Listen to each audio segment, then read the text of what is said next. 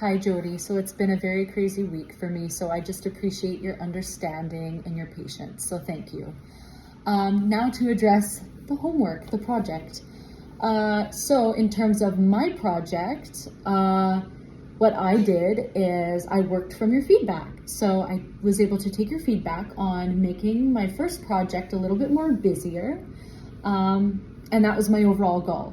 So I wanted to create contrast. My goal was to also create something that would just be like maybe a little bit more noisy, give a little bit of different element to it. So yeah, that was my overall goal, and that's what I did. So first of all, I started with, in terms of organizing, I started with my melody. So I finished the melody first.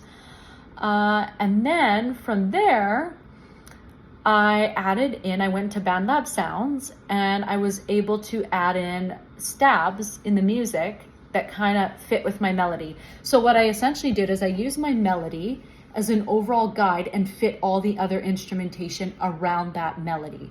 So in sections where there was like a little pause in my melody is where I inserted like a stab for effect, which fit in really nicely so that we don't have just this random break a sound and then it just keeps going.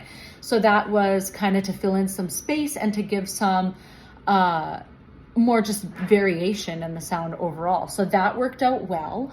And then from there, I really liked the chord loop pattern that I originally had it, but I didn't want it to stay necessarily like a walking bass, like dot, dot, dot, dot, dot, dot, dot, dot. So what I did is I just sustained it, da, da, and that's what I did with that, which it still kept it in the same key, it still kept it interesting, but it varied a little bit from the beginning of the piece. So I really like that, so I added that in, and that fit in well.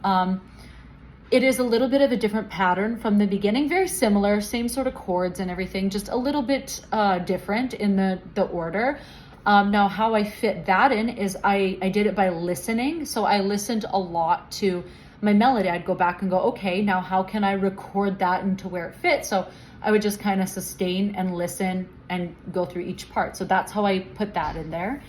And then from there, I really struggled with the drumming. So for me, the drumming it took me a little while, a pain, if you will. I had to listen to BandLab Sounds a lot. So what I did is I first played with the drumming machine, and I didn't really find anything that I liked too much. I just had a hard time making it fit. So I went into BandLab Sounds again, and I tried a bunch of different variations. None of them really fit. It just wasn't matching what I was going for. So I was going for more of a very kind of heavier EDM/dubstep style. So after numerous tries on different sounds, I finally was able to get an 808 sound that did fit, that actually worked, and that actually made sense.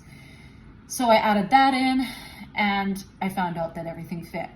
Now I did run into a little bit of an issue because I had to readjust volume and readjust a lot of the things that I was trying to do in terms of that. So lots of adjusting in terms of volume, but finally was able to find a balance that I liked and a balance that made sense.